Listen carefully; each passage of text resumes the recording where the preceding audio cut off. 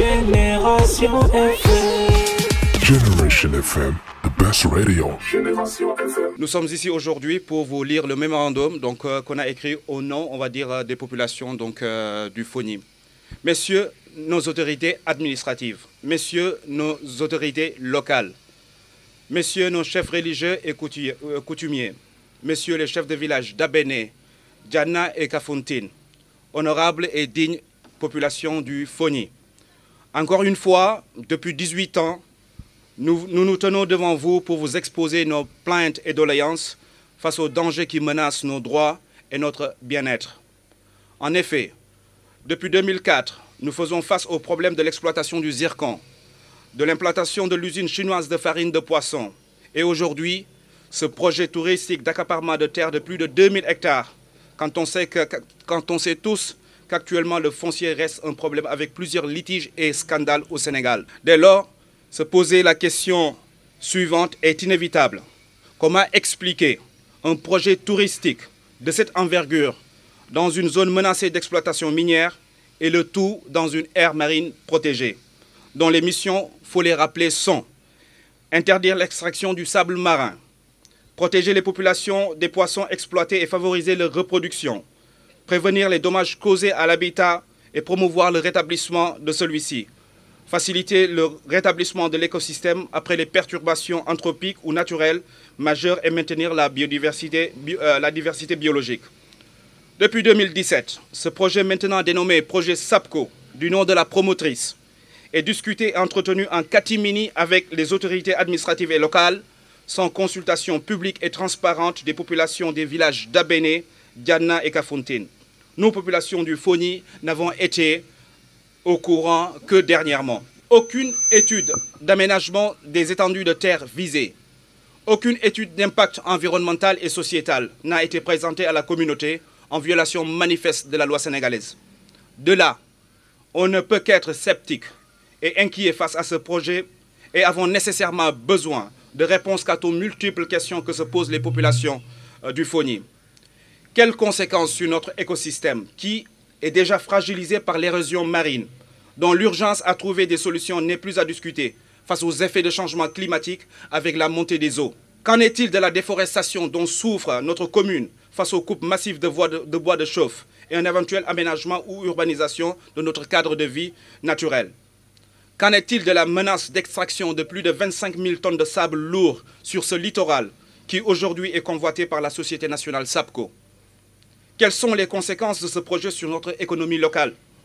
Nous vivons essentiellement de la pêche. Des milliers de personnes dépendent directement et indirectement de cette activité. Au jour, chaque jour, l'on s'active dans ce secteur tout au long du littoral, depuis la frontière gambienne, en passant par Niafran, Abéné, Diana, Kafountine et jusqu'à l'hôtel Caronne. L'agriculture et l'élevage restent encore des sources incontournables de revenus pour la quasi-totalité de la population. Ces deux secteurs, à l'heure actuelle, rencontrent entre autres des problèmes liés à la rareté des terres cultivables et de pâturage pour le bétail, l'accès à la terre étant difficile pour tout le monde. Est-il alors opportun, pour un projet dont on ne maîtrise pas les impacts sociaux en termes d'emploi, de le substituer aux sources naturelles, aux sources directes de revenus locaux précités? Les conséquences environnementales, économiques et sociales sont telles que nous ne pouvons accepter un tel projet au profit d'investisseurs étrangers, capitalistes et néocolonialistes. Au regard de ce qui se passe tout près de chez nous,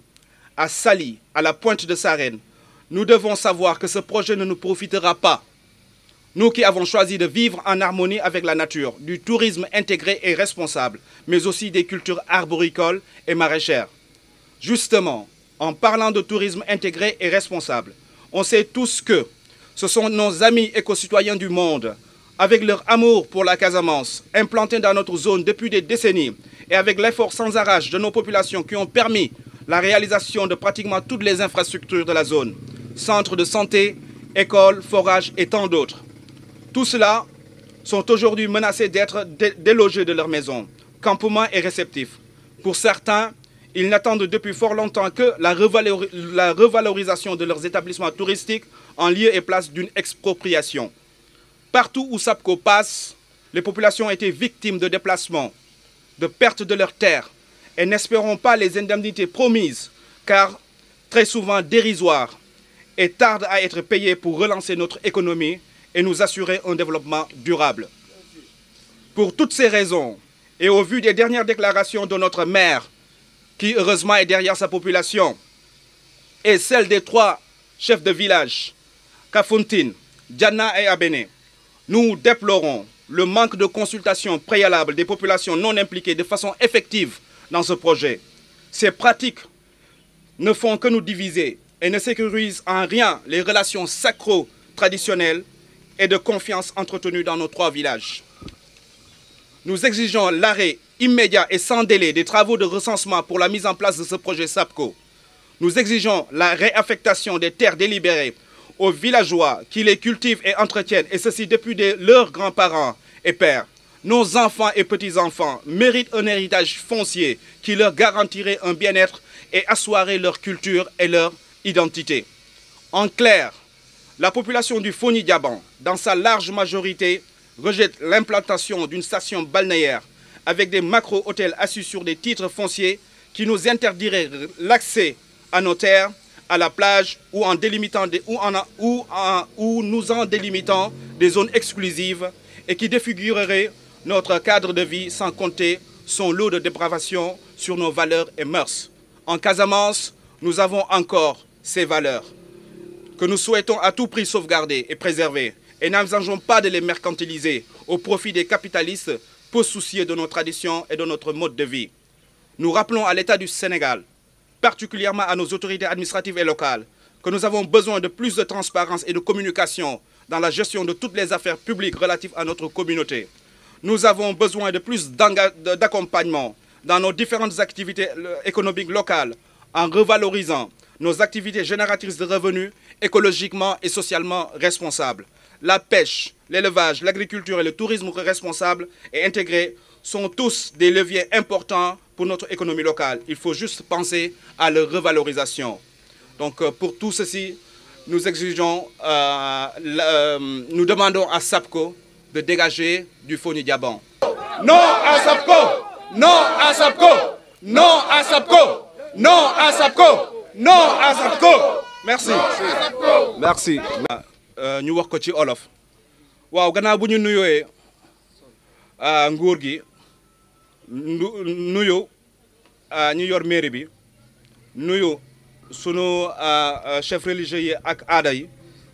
nuyu chef de village Abéné Diana ak Kafountine nuyu population Fogny yëpp ñu ngi leen di wax ni beneen yoon a ngi nii ci lu weesu fukki at ak juróom-ñett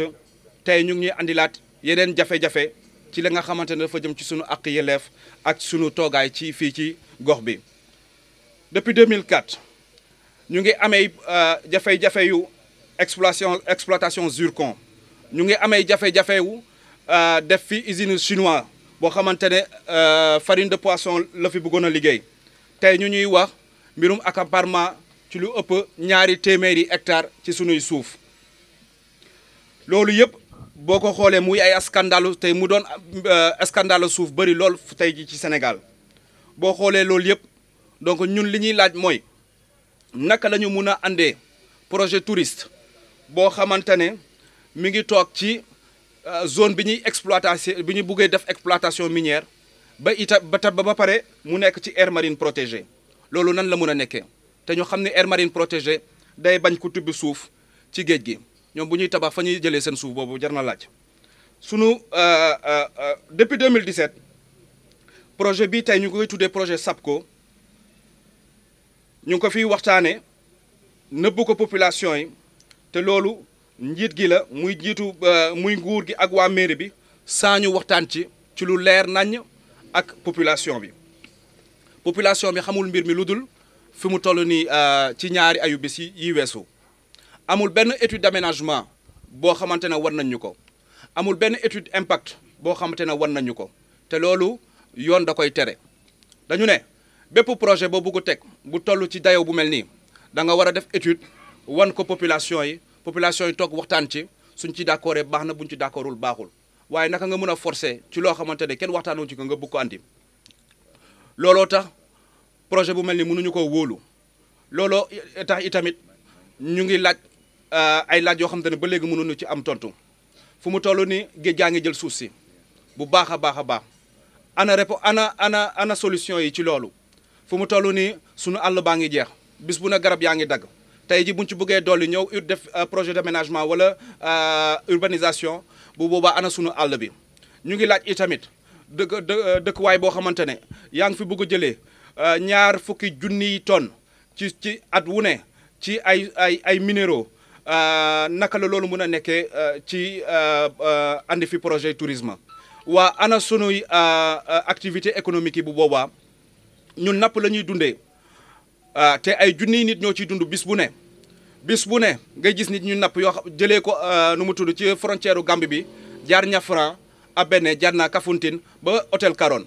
mbay bi ak sàmm bi la ñuy dundee ñun ñëpp ñu nekk ci suuf soosu noonu naka lañ koy mën a jëlee naka la ñuy mën a jëlee ay junni hectare jox ko benn société boo xamante ne ña muy njariñ mooy ña nekk si biti te ñooñu seen yoon nekku ci ñi fi am nag ñi fi am béy borom sàmm yi te ñun ñëpp ñu war a bokk suuf soosu noonu ñuy laaj ndax projet bu mel noonu jar na lépp li nga xamante ne ñun ñu ko fi dundee ci napp ak yu ñu wax sànq ñu daal di ko bàyyi pour projet touriste boo xamante ne ñun duñ ci gagné dara donc li nga xamante ne day dëppoo ci projet boobu noonu ci wàllum jaww ji ci wàllu koom-koom bi ak ci suñu wàllu dund tax na ñu jàpp ni projet boobu noonu baaxut ci ñun gis nañ li nga xamante ne moo am Saly gis nañ li nga xamante ne moo am Pointe Sarène ñun li ñu bëgg mooy dund ci tourisme boo xamante ne comme ni ñu ko yàgg defee boo xamante ne suñuy nit ñi nga xamante ne ñu bëgg a Casamance te def fi lépp ba fu ñu toll nii bu ñuy wax école bu ñuy wax poste de santé bu ñuy wax sax forage ak yeneen ñoom ñoo ko fi def tey ñooñu noonu ak ñun ñu fi nekk liggéey loolu ci ati at ñu war ñu mën a génnee ci suñuy dëkkuwaay te laajuñu leneen lu dul ñu renforcer dëkkuwaay yooyu noonu ba war ko mën a valoriser te ñu xam ni tamit fépp fu SAPCO jaar ay ñaxtu ñoo ciy topp laaj leen waa Pointe de Sarène wala ngeen laaj waa Saly waaw te bu ñuy yaakaar ni nampaay yi ñuy jox moo ñuy andil koom-koom gi ñuy yaakaar ci gox bi mënta nekk loolu tax nag lépp boo ko boolee tax na ñun ñu ngi ñaxtu di artu nguur gi ci ñu bàyyi seen jëfin gi ñuy def bu projet amee duñ ci booleeg population bi xanaa di buñ demee ba càng ndaxte li ñu def ni wane na ko loolu du def lu dul andi xaaj ak seen sunu diggante te ñun lu ñuy ñaan mooy bennoo ndaxte ñetti dëkk yi muy Abéné Kafountine ak Janna seen i diggante du tey donc mënuñu nangu benn société buy ga ci àll ba waxut ak ñun te xamuñu la ma nar a liggéeyee ñu bàyyi mu yàq sunu diggante te jërëjëf ba tax na itamit bëgg nañu lépp li nga xamante ne moo nekkoon travaux de recensement pour génne nit ñi seen kër mu daal di dakk ci saa si itamit ñëpp ñi nga xamante ne dañu affecté seen terre jëmale ko woon ci projet SAPCO bi bëgg nañu ñu delloo loolu ca saa si li ñuy wax daal mooy ni ci muy leer mooy ni population Fogni bi yëpp nee nañu dañu bëgg SAPCO bañ fi ñëw bëgguñu fi def tourisme boo xamante ne ngan di hôtel lay ñëw boole ko la nga xamante ne ay yàq la ci sunuy aada ak sunuy jikko ndaxte ñun ñëpp xam nañ li xew Saly ñun Casamance ñu ngi ak aada yooyu ak jikko yooyu ba léegi te dañu ko bëgg a sàmm ñu ngi fàttali nguur bi jëmale ko ci sunuy autorité administrative yi ak waa mairie bi que dañu bëgg lii bu mu fi amati lépp projet bu fi amati dañ ko def ci transparence bu leer a leer ñu boole ko population bi ba ñun ñëpp ñu jot ci projet yi ñuy def ñu xool ndax nañ ko mën a nangoo am déet ñun liñ fi amee doy nañu napp baa ngi fi sàmm baa ngi fi transformation baa ngi fi te loolu yëpp problème la fi mu toll nii li ñuy ñaan nguur bi mooy ñu jàppale ñu ci xanaa déedéet te bu mu ñu fi andil projet yu mel noonu napp gi sàmm gi ak mbay mi ak boole ko tourisme responsable ak intégré loolu am na solo bu baax ci li nga xamante ne moom lañ fiy dundee ba tax na ñu ngi ñaan nguur gi mu génnee fi SAPCO ñu ngi ñaan mairie bi mu génne fi SAPCO te ñun taxaw nañu pour SAPCO jóge fi loolu la population bi wax. non à SAPCO. non à SAPCO. non à SAPCO. non à SAPCO. non SAPCO. non à SAPCO. non à SAPCO. Mbadi maninkol ana kam moy lalu mbe mero nala nomalan kolu ni momin be babalam be kontonna itola ani kontonna mbe foñi jaban kunda alkalol ni almamolu ni sate tiyolu be kontonna itola ini ikonton la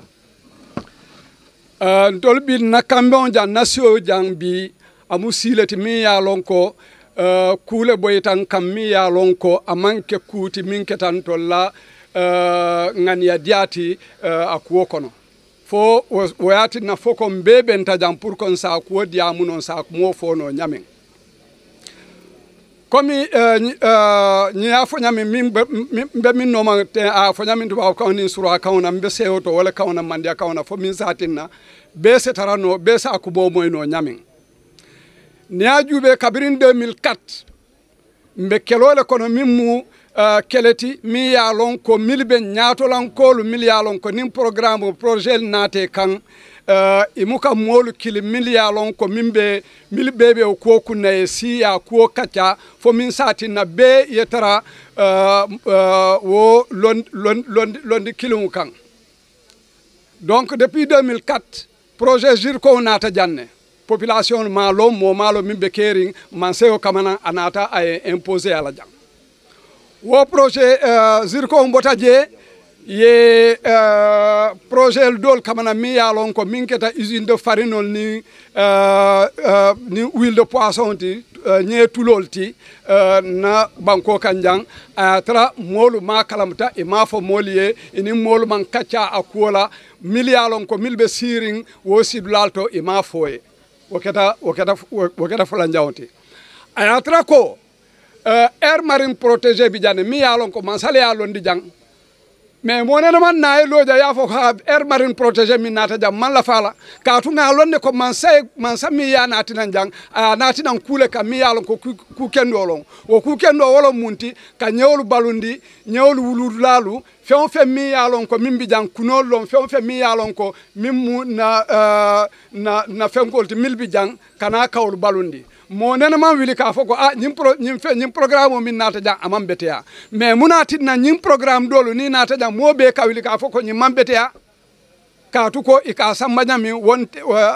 imuka samba asilol la yo nim bota auto nyin sab ko programme min nata ntolu janni ajube foni jaban kunda commune de Kafountine sa tel mil be mbulu jang milbe santo to tintiun kan sa te lulu da manno sa te to mal bebe jiole kono sa nali ajube ko wo sa te lulo mimbe tintiun kan jang ni tata ye banko bondi jam min tata fo hectare wili fula nyon konto munebe tula jang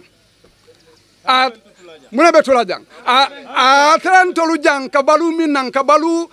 senol la nasere few yirolun kamin fi fendol min bijan wo yirolun kamin fi wo yirol ka jolon ka buruntu janne ye toli jang man sanene manna ka kulo jam mi yalon ko min satinna wo yirolun se valoriser non se dedar nyami yalon ko molu se balu nola nimbe développement fola wolon développement durable oti barka molu kamana jam mi yalon ko melon ibodulalu ngajo be jele ye dawda le tawo ma fona e kadulal be kuntun ne ka senka wafi inenema hotel do lo mi yalon ko mi yemo keme lulta fo mo wili killing il a responsable min nata jang woluna na janna bewto je akola ko itolu way idulal bi jele mi yalon ko do ko ki jele yemo wili fula nyon tale do ko la wo ko wanten to nyati wo ko mo man la to nyamu wote ya moyde yo alors na be o nyama ndo la nyim banku ni on salon ko fana nyim banko man dan tol damaye nimbe yawn le bijang mimu ni sol nim fenkolti sango sang nyim fo ni jaban kunda jang commune de Kafountine jang kelo min kakki jang kantar lal ni senel do kulal tema moma dawlo mune o sabu banku doya sa ni o banko mutaye yo mutaya be ni la katu ni la loron woti ye bankol mil affecté mol ma foye bandi mol yela kaytol bede da foya affecté ma ye na ye do don katu akayto ngajele ka délibération do di modo la miliyalon ko dulal miliyalon ko aliya délibéré le foka banku nyuma jamani nyuma obe kala obe dunya mun tolo nene keta alma foye alme ñinin ka foye ko bon tolde ñin be keri mo malo min be keri alme kankula nan few fenne fo yo kamana yo londi moliye jan ani bankutiyol tema est ce que bankutiyol atol albe sonna wala le bang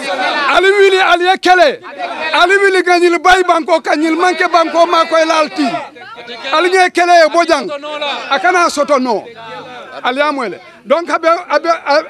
nabe o nyama mbe man sadani la ndol ma fo man la fi développement na mais développement min be kala développement ti min be mela molu bulu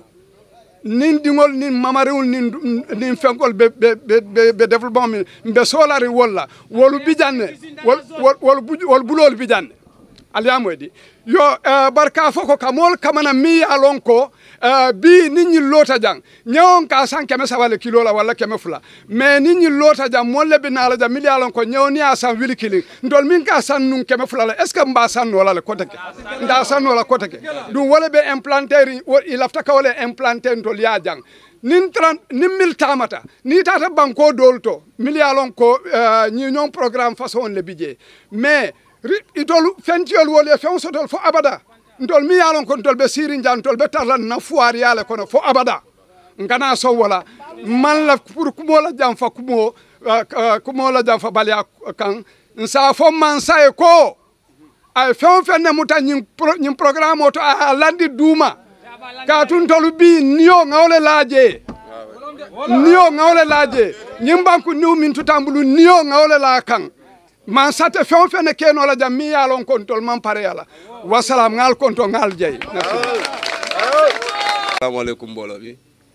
onin kanu ki canano wan chacho ni finio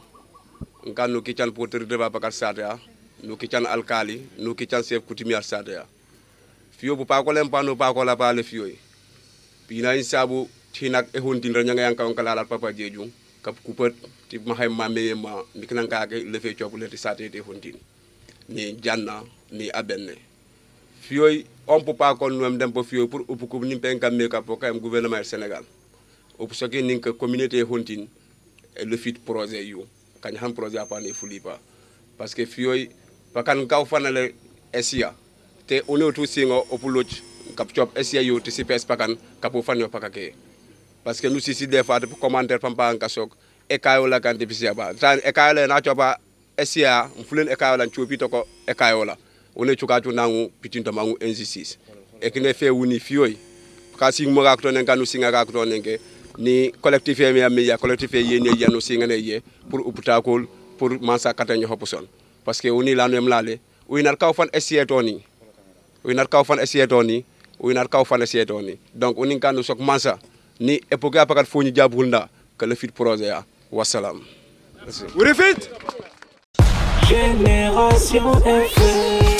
Génération FM, the best radio. Génération FM.